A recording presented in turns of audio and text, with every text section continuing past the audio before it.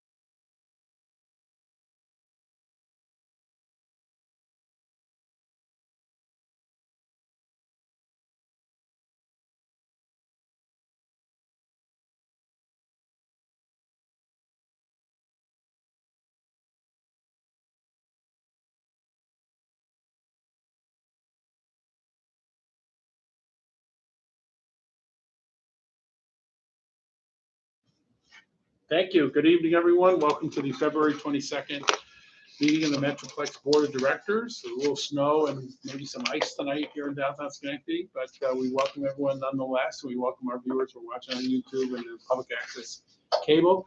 First item on our agenda tonight is the approval of the minutes of the January 18th meeting. I have a motion. Second. Sharon, thank you. All in favor, say aye. Aye. Next up, we go to the treasurer's report. So, total income through January 2023 is $812,860. We're in very good fiscal shape right now. We're a little off on the variance, but I think that'll all correct itself before the end of the year. We have cash and equivalents of $8,931,426, and we have a pre-development budget availability of $393.05. And I think we're getting ready for our audit, if I'm not mistaken, and things are moving along very smoothly. So kudos to the team here. They do a great job. A motion to accept the treasurer's report. Thank you, Nancy. Second by Sharon. Any comments or discussion? It's on the paper. I think yesterday the sales tax in Schenectady, the first month of the year, was up 24%. This is the second highest of the state. But I've learned these things go up and down. It'll get adjusted out. Sorry. I think some of the way our people report, some of our larger employers, but we'll take the good news where we can get it. So 24%, second highest in the state. So any other comments on our funding situation? If not, we'll move to accept the treasurer's report. All those in favor say aye. Aye. Any opposed? Thank you. We have a number of interesting projects tonight around the county. The first one is in Glenville, and we'll ask James to summarize the Cooperage project. The Adirondack Barrel Cooperage project is Tony Hines' project. Tony's a very successful businessman in the Capital District. He bought the 13-acre property about a year or so ago. Used to be home for the maple syrup farm. They went out of business, but now it's been reoccupied by a local distillery, or actually a distillery that moved from north of Plattsburgh down here. And the plans call for 2 new buildings, one of which has already been built. The second one is under construction. One is for the barrel making manufacturing that goes on. It's being relocated from Remsen, New York, to Glenville. And then the second building is a rick house, which stores filled barrels of whiskey and other alcoholic products, which is very unique in New York State to have that combination together on the same site. The investment is almost $2.5 million. He's covering everything himself. The project, like I said, is well underway, has received all of its town approvals, and the Metroplex portion of this is a pilot for the project. It's the 485B pilot that comes fairly standard in most communities. In Glenville, the school district does not participate, so we're kind of filling their shoes on this. So this would go into effect very quickly and allow the project to be completed. Provides a boost on that property in total taxes. With respect to Seeker, the town already did the review, and so we're piggybacking on their findings for this project. Have a motion on this? Sharon, seconded by Nancy. Just some discussion to amplify what Jamie said. Tony Hines runs a company called Precision Valve Automation up in Saratoga County. Incredibly successful manufacturing firm, very dynamic individual, lives in Schenectady County, bought the old maple farm, as Jamie said, has transformed it. Is moving a company he owns from Remsen, New York, 20 jobs. A lot of those folks are relocating to our community. A distillery is moving down from the North Country. They're open in the front building. Might be a place for your band to play, Doc, because they have live music out there. It's a very fun place. We went out for the ribbon cutting, which was well attended. The project has gotten a lot of favorable media attention. And so we have in one place barrel making, barrel storage for the distillery on site and off-site distilleries, and the tasting room and an entertainment center. This adds to kind of the unique collection of businesses that are along that Route 5 corridor, including Wolf Hollow, the cricket fields that are being built out there, which is a very exciting project. There's a second distillery on that corridor, and the town is very supportive of this.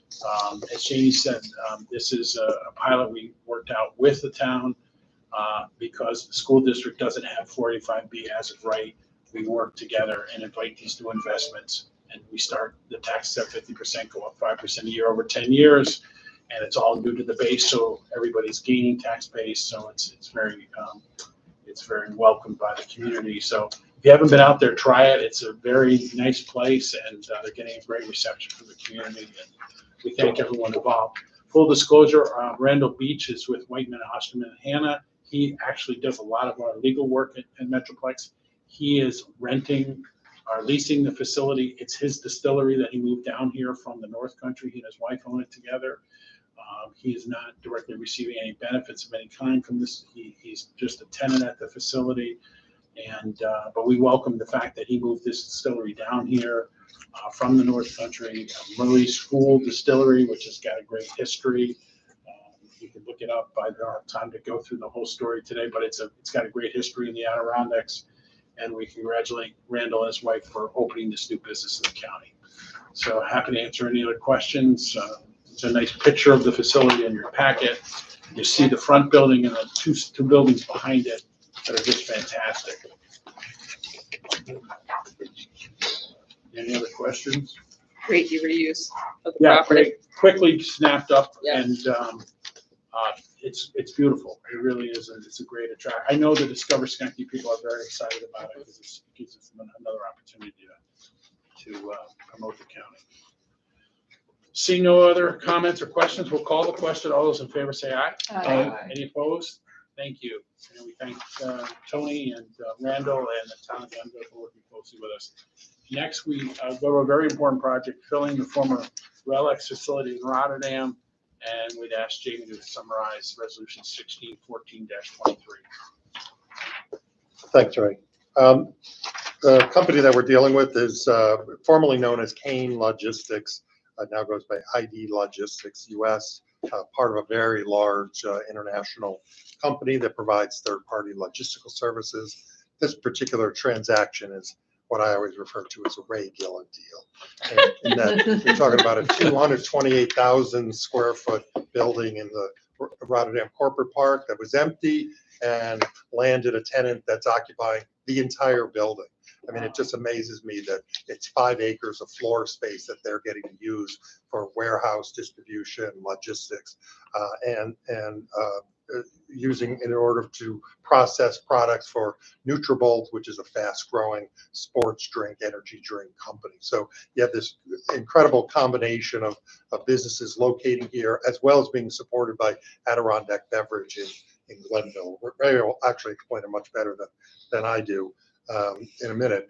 But in any event, they're using the facility. Metroplex's role is a $250,000 grant to the company for part of the transition of moving into Rotterdam, bringing 50 new jobs to start. And this allows them to make various renovations, improvements, get the facility up and running, and will provide any other additional support that they may need to operate fully in Rotterdam. Can I have a motion on this? Brad, Mike, anybody else want to jump in? Doc, thank you. You have a picture of the Relics building. Just by happenstance, we didn't put it in your packet. As Jamie said, it's massive. Big building. During COVID, the very successful Relics operation, which was later purchased by Union Pacific Railroad, shut down as the demand for fresh produce crashed during the early days of COVID. And Relix's customers were grocery stores and restaurants where they would train across the country quickly with the freshest, best produce and sell it to the best restaurants and retailers on the East Coast. That business literally evaporated, left us with an empty building. We worked very hard. If you travel the highways a lot, you've probably seen, if you're older like me, you remember a trucking company that on the side it said Kane is able. I don't know if that rings a bell. That. Kane is able, K-A-N-E. It's kind of that. That's the U.S. company. They were purchased by an international company called ID Logistics, which is in your packet, and they're in 36 countries. It's a massive company, and we're very happy to have them come and occupy this space. It was very upsetting to have this building go dark. And we're thrilled that it's occupied again. And it's a 2-bank shot, as they say. A pool is Adirondack Beverages moves past the 400 employee mark in Glenville, producing the beverage under contract to Nutrabolt. And then ID Logistics handles all of the distribution and logistics services out of Rotterdam for the company. So it created 50 new jobs in Rotterdam, and it helped to create additional jobs at Adirondack. We have Polar Beverages right on the table here. They continue to expand. Adirondack Beverages is now in more than 1 million square feet of space in Glenville. So they're in 4 times this amount of space in various buildings at the Glenville Park, and they continue to do very well. There are very good paying jobs there. They're union Teamster jobs, and their wages are very, very high at Adirondack, and we thank them. We're working with them now on some additional investments in Glenville. So we're very pleased to bring this forward and happy to answer any questions. Cool. Good. Seeing none, we'll call a question. All those in favor say aye. Aye. Any opposed? Thank you. Next, we go to J Street. You'll remember board taking action to enter into a lease for 100-104 J Street right across from City Hall. It's 2 parcels. One's owned by the city of Schenectady, one by Schenectady Urban Development, Urban Renewal. Urban Renewal Agency, sorry. And we've entered into that lease with the city, and we've been working with the DSIC on kind of a redevelopment plan. So as their plans are coming together, and you'll see some parts of it tonight, we would like to proceed with holding a public hearing. Public hearing is required for any project where our participation may exceed $500,000. As we talked about at the time, we expect this to be an incremental growth in that spot. We're going to see changes taking place. DSIC is going to work to get some other grants to help support it, but they're going to look at Metroplex for also getting this going. And we really would like to jumpstart this project, as you'll see with some of the initial design concepts. So we want to get a little bit more public input on it. There's already been a lot done so far, and then we'll come back at the next meeting and talk about exactly what our financial assistance might be. But to be on the safe side, we're saying we could exceed the $500,000 threshold with the different grants that are involved and our district involvement. So we want to be on the safe side and follow the statute, call for the public hearing, come back to you. We have a brief, I won't do this nearly as good a job as Mary Moore Wallinger, who's the landscape architect who conceived of the plan. But basically, this is some of the initial work, and Jamie and David, please help me out here. So you've been closer to this than I have. The project is, we're kind of calling this area J Square. It's a square right off J Street, of course, where they had the terrible fire, proximate to City Hall. We see it as an event space, a green space, and something that could really add to our downtown vibrancy. There's been a lot of public events where the plans for this project have been put out, and we've asked for public input, and that's an important part of our work. So there's been a lot of ability to get people's thoughts on what should go in this space, where there was, again, this tragedy of a fire, and we're trying to honor the folks who perished in that, at the same time create a safe and welcoming space for downtown. And, these are some of the initial concepts that came out of that public input. That'd be, there'd be seating, there'd be lighting, that'd be welcoming. Next, you'll see the space from above. I thought this was very clever. I would have never thought of it. I look at a square, and it's a square. They orient the project toward the City Hall tower, clock tower, which I think is a very good idea and increases flow in the site. This is 4 trees to honor the 4 folks who were lost in the fire, with a plaque connecting to our parking assets on Liberty, make handicap access more easier for folks, and connect it better to our parking lot. There are a couple of pergolas in there for shade, some seating, some wayfinding signage, this many miles to LA, this many miles to New York City, Schenectady this way, small stage. We've had some early discussions with groups that could use this space, like the Jazz on J series. As J Street gets busier, now that you have, Jazz on J taking up the entire street. It might be something to do, or some of those could move down here. Of course, the green market has been very supportive of this from day one because they are so busy that this gives them some breathing space and flex space where people can sit and gather to the green market. We might even have a couple of their vendors set up in this space.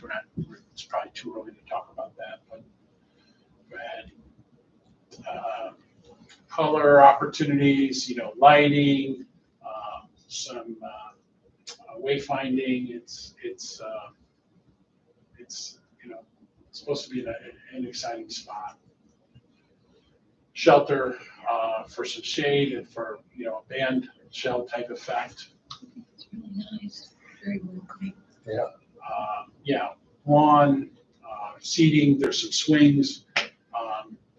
We're being very careful about the furnishings so that they're durable and that they add to the downtown area. We don't have enough green space. Downtown Schenectady was an industrial park for GE and Alco.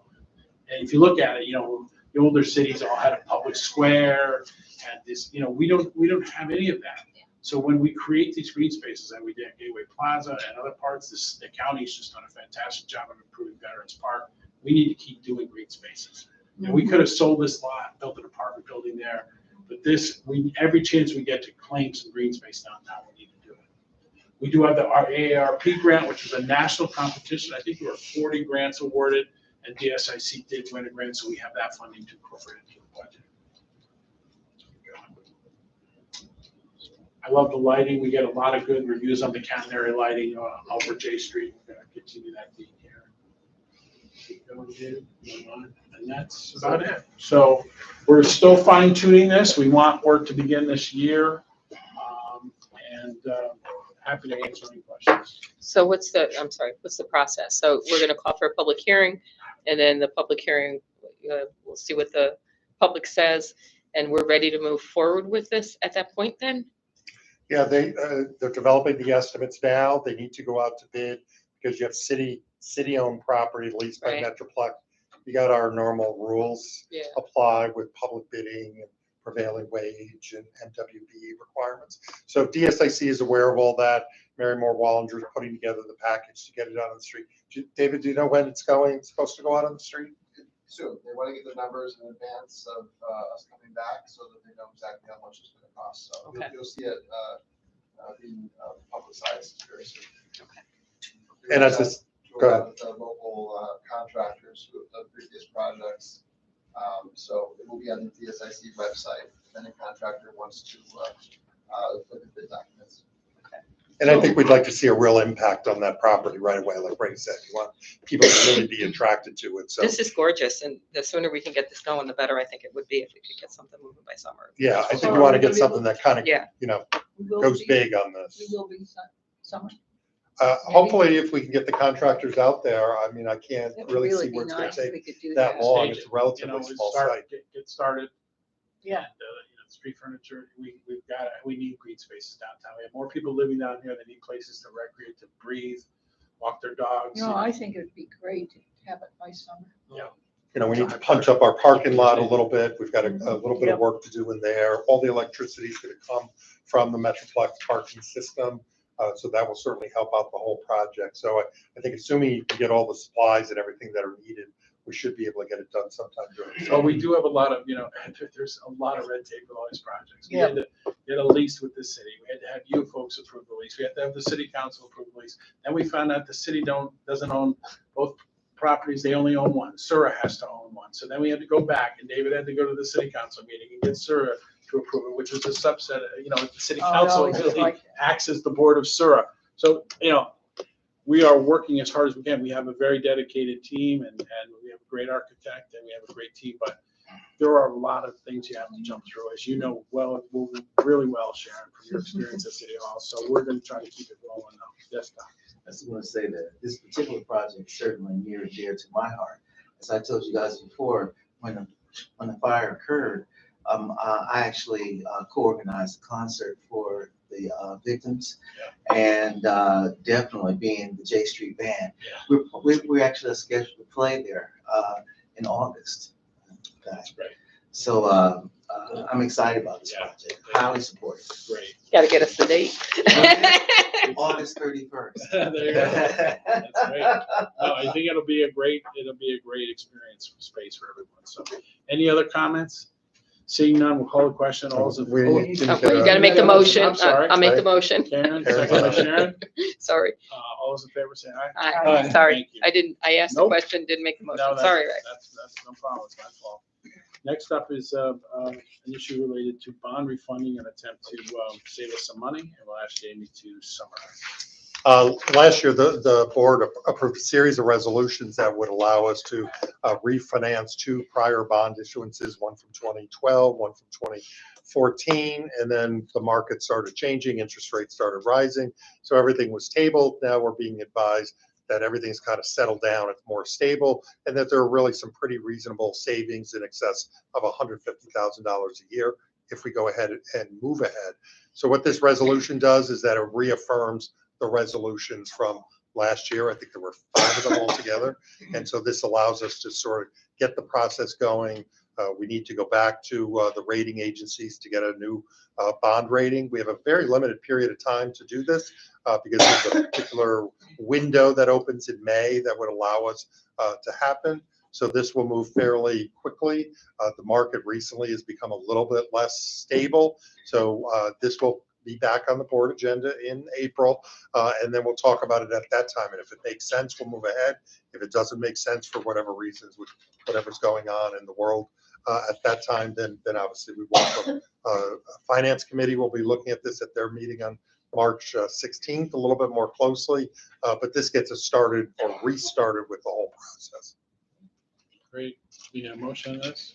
Brad, second by Doc, thank you. Any further discussion? Just to confirm what you said that interest rates are going down to what they were a year ago. They are lower than they were, well, not a year Well, ago. they're different. They're different rates. Different. They're different rates. We obviously got to watch it. Yeah. And, we tabled this last time because it didn't make any sense. And if the numbers go against us again, we'll put it off again. But any chance we can to save on interest costs, we're going to try to grab it. Makes I sense. think it's really important that we make sure that we stay on top of it. And if we're getting a phone call saying, you might want to relook at this again, we got to look at it. And if we're going to save $170,000+, we should be doing it. Right? I would just point out that we've done this a couple of times before. Yes. We've been very well served by the people who are helping us Yes. decide when it makes sense. And I also want to remind people that the fact that early in COVID, our staff looked at this and made sure that our bond issue is not going to be a problem, and that we weren't going to get some kind of reputation out of something transitory. So thank you for managing it in such a way that, we're in a position now to take advantage of it rather than playing catch up. Well, we were in a low interest rate environment for so long. It's a challenging environment now. But again, we thank the finance committee, which is very active, and Jamie and the team. It's way above my pay grade. They don't let me in the rooms. They lock the door when they have these discussions on interest rates, keep me out. So, Tonya as well. Any other comments on this? If not, we'll move it. We'll call the question. All those in favor say aye. Aye. Any opposed? Thank you. Next up, we go to our statutory requirement to have a 5-year capital plan. This is a requirement under the statute that every year we prepare a 5-year capital projects plan. We need to hold a public hearing, and then following the public hearing comes back to the board for its review and consent, and then it gets sent up to the county legislature. Ray makes a presentation each year when that happens. So this gets the process started by calling for the public hearing. I see from my packet that the plan was not included in the packet, so we'll get that out to you tomorrow so you can see the current draft. It'll also go through committee on the 16th, and but meanwhile, we'll end up holding a public hearing, get any comments, and come back to the board. A motion on this, Sharon, second by Karen. Any discussion? Seeing none, all those in favor say aye. Aye. Any opposed? Thank you. Next up, we put some money back in the kitty by doing some project reconciliation. We're going to ask Andy to walk us through this. Our annual housekeeping that we do, where we take a look at all of our projects, the ones that have been completed, we close them out. We have 19 projects that we either slightly above budget or slightly below budget. There were probably another 15 projects that were closed that met our budget. But in this case, we have 2 resolutions. The first one closes 16 projects in which $95,426 comes back into our general coffers for investment in other projects. The second resolution covers 3 projects that slightly exceeded the allocation that the board made. And so this would authorize $13,853 to go into those projects to level them out. And then with that, we're ready to go for our audit that Karen mentioned earlier, which gets started in a couple weeks. A motion on the first resolution. Nancy, seconded by Karen. Any further discussion? All those in favor say aye. Aye. Any opposed? Next resolution, need another motion, Karen? Thank you. Nancy? Any further discussion? I just want to, can I just Yeah, make a sure. comment here? I have to tell you that this is very impressive, the fact that we are very conservative with the numbers and there's money coming back into the coffers, which is spectacular. And the few projects that were over was a minimal amount of money. So all in all, good job and kudos to the team for making sure that we're staying fiscally responsible. Thank you. Glad you made that point. Any other comments? Seeing none, all those in favor say aye. Aye. Any opposed? Next up is the election of officers. This is another task outlined in our bylaws. The annual election of officers, the chair and vice chair are selected by the county legislature. And so secretary and treasurer is picked by the board. Both Karen and Sharon have agreed to stay on for another year in this position. I've been in it so long, I can't even go back and count how many years you've been doing this. And so we appreciate your time and effort. We're blessed to have their involvement. Thank you. Want to make a motion, Brad? No, just a motion, right? Yep, we need a motion. Thank you. Second. Nancy, thank you. Any discussion other than thanking both of them for they're here constantly signing the checks. Jennifer's calling, Sharon often brings cookies, which is an added bonus, but we're not. I don't do that. Yeah, they're very welcome, but they're always here and we appreciate their commitment to the cause. Any other discussion on this? Seeing none, all those in favor say aye. Any opposed?